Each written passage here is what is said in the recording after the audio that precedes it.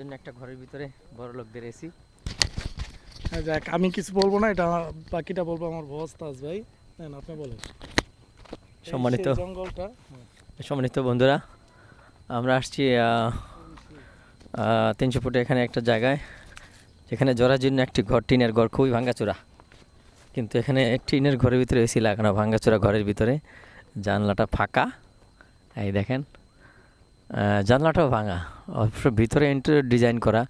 যে কোনো একজন বড় লোক এই কামটা করছে, উপরে দিয়ে টিন টুন দিয়ে ভিতরে ইন্টেরিয়র ডিজাইন করে ভিতরে এসি লাগাই দিচ্ছে। থ্যাংক ইউ, সকলকে অসংখ্য ধন্যবাদ। দেখেন, বাকিটা আপনারা কমেন্টস করে বলবেন।